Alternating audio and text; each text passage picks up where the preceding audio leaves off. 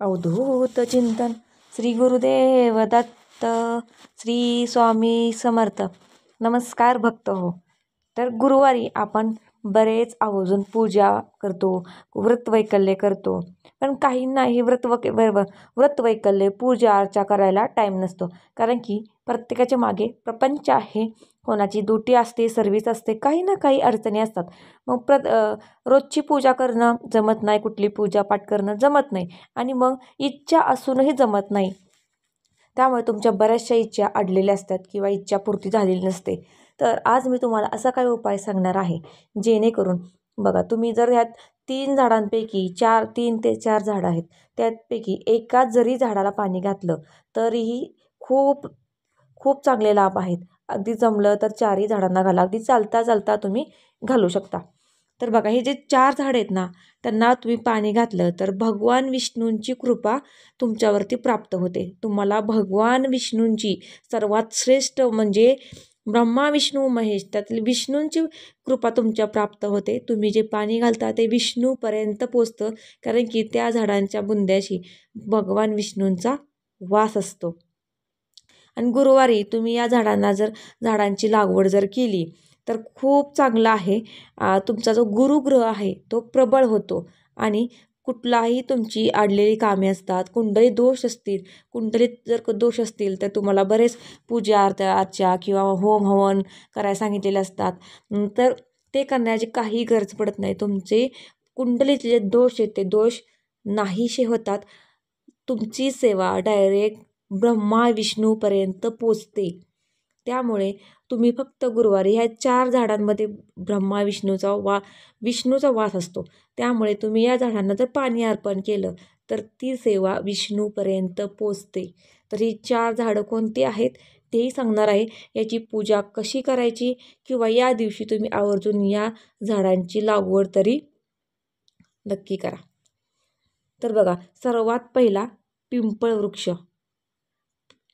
पिंपळ वृक्षाला जर तुम्ही रोज सकाळी, रोज नाही जमलं तर फक्त गुरुवारच्या दिवशी जर तुम्ही पाणी घातलं तर तुम्हाला माहिती आहे की पिंपळ वृक्षामध्ये विष्णूचा वास असतो. तर तुम्ही गुरुवारी आवर्जून पिंपळ वृक्षाला पाणी घाला. त्यामुळे भगवान विष्णूपर्यंत तुमची सेवा पोचली जाईल. अगर पिंपळाचा वृक्ष जर तुमच्या घरापासून जर लांब असेल तर तुम्ही त्या गुरुवारच्या दिवशी आवर्जून तुमच्या घराच्या आसपास तुम्ही पिंपळ वृक्षाची लागवड करू शकता. नंबर 2, आपल्या सर्वांच्या अंगणामध्ये असणारी तुळशी माता तर सर्वांच्या अंगणामध्ये असते. रोज पाणी तुम्ही घालत असाल, पण घालत असाल किंवा नसाल घालत, पण गुरुवारच्या दिवशी आवर्जून तुळशी मातेला पाणी घालायचं, धूप दीप लावायचं, पूजा अर्चना करायची, मनोभावे प्रार्थना करायची. कुठल्याही वृक्षाला जेव्हा तुम्ही पाणी घालता तेव्हा मनोभावे पाणी घालून मनातील तुमची इच्छा बोलल्यास ती इच्छा त्वरित पूर्ण होते. तर त्यामुळे मी तुम्हाला 2 वृक्षांची तर नावं सांगितली. 1 पिंपळ वृक्ष, 2 तुळशी माता. आता 3 नंबर वृक्ष जो आहे तो म्हणजे केळीचं झाड. केळीचं झाड तर बऱ्याच ठिकाणी तुम्हाला मिळेल. अगदीच केळीचं झाड जर नाही भेटलं तर मग तुळशी माता तर आपल्या सर्वांच्या दारामध्ये असते. तुळशी मातेला पाणी घाला. पिंपळ वृक्षसुद्धा कुठेही मिळतो. बऱ्याच ठिकाणी पिंपळाचं वृक्ष असतं. पण गुरुवारच्या दिवशी जर आवर्जून तुम्ही पिंपळाला पाणी घातलं तर खूप चांगले फायदे आहेत. फक्त हे छोटे छोटे उपाय असतात, हे आपण करून पाहिजे असतात. पिंपळ वृक्षाला 1 पाणी घाला, तुळशी माताला 1 पाणी घाला आणि केळीच्या झाडाला 1 पाणी घालायचं किंवा केळीच्या झाडाची या दिवशी लागवड करायची. हे 3 वृक्षांची माहिती तर तुम्हाला झाली.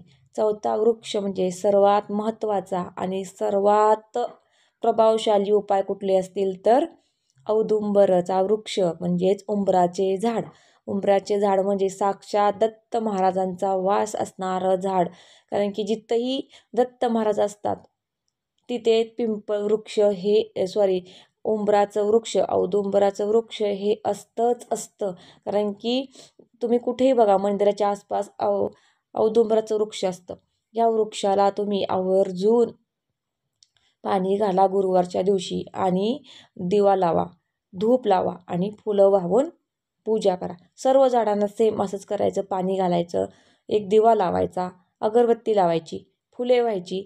जमल्यास थोडीशी चिमूटभर साखर बुंद्याची टाकायची, जेणेकरून ते साखर जी मुंग्या खातील त्यानं सुद्धा खूप मुंग्या आणि साखर खाणे हे सुद्धा खूप शुभ आहेत. आणि आपले मुंग्यामध्ये पण देवांचा वास असतो, तर ती आपला प्रसाद म्हणा, आपला नैवेद्य म्हणा देवांपर्यंत पोचतो.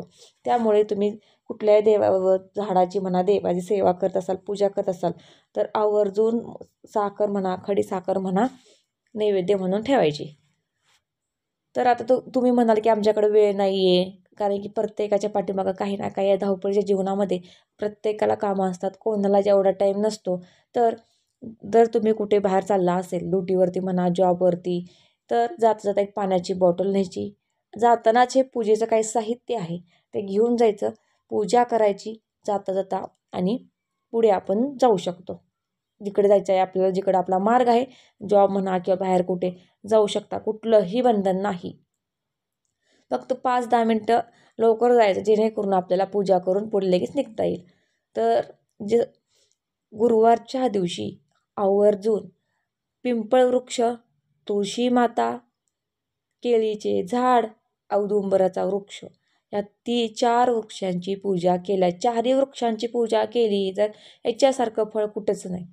अगदी 4ही नाही जमत तर 4पैकी तुम्ही एक झाडाची जरी पूजा केली तरी पुष्कळ आहे. अगदी पिंपळाला पण नाही जमलं, औदुंबराला पण नाही जमलं, आणि केळीचं झाड तर आमच्याकडे नाहीच आहे, तर आपल्या दारावर तुळशी माता आहे, तुळशी मातेची पूजा करा. पाणी घाला, धूप लावा, दीप लावा, आणि जो आपण दिवा लावणार आहे तो दिवा तुपाचा लावा, आणि तुळशी मातेला फुले वाहून मनोभावे प्रार्थना करा. त्याचे पण खूप चांगले रिझल्ट आहेत. हे उपाय छोटे छोटे आहेत पण खूप प्रभावशाली आहेत. हे स्वतः मी केलेले आहेत, मी याचे रिझल्ट अनुभवलेले आहेत, ते तुमच्यापर्यंत मी शेअर करत आहे. गुरुवारच्या दिवशी असे कित्येक उपाय आहेत की जेणेकरून ते उपाय आपण केल्यास आपल्या कुंडलीतील म्हणा दोष निघून जातात, किंवा खूप जर इच्छाच पूर्ण होत नसेल तर तुम्ही या वृक्षांना पूजा केल्यास या डायरेक्ट ही पूजा आपली विष्णू भगवानपर्यंत पोचते. त्यामुळे विष्णू भगवानची कृपा आपल्यावरती प्राप्त होते, आणि सर्व देवातील श्रेष्ठ म्हणजे विष्णू श्रेष्ठ. तर विष्णू भगवान श्रेष्ठ असतात आणि आपल्या इच्छा त्वरित पूर्ण होतात. आणि या झाडांना आपण पूजा करण्याचा टाईम असतो, दिवसभरात कधीही करायची नाही, सकाळच्या वेळी करायची आहे. किमान तुम्ही 9 वाजेपर्यंत या झाडांची, या वृक्षांची पूजा केल्यास त्याचं फळ मिळत असतं. तर आवर्जून या गुरुवारपासून सुरुवात करा. आत्तापर्यंत तुम्ही केली असेल नसेल केली, पण या गुरुवारपासून आवर्जून करा. नक्कीच तुमच्या इच्छा पूर्ण होतील आणि तुमच्या आयुष्यामध्ये आनंद, समाधान, सुख सर्व नांदेल.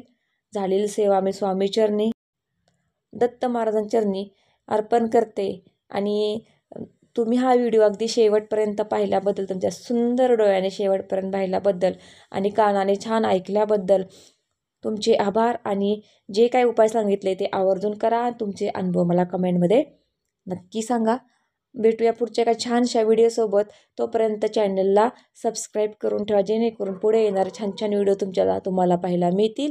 आणि व्हिडिओ जरी आवडला असेल तर लाईक करायला विसरू नका.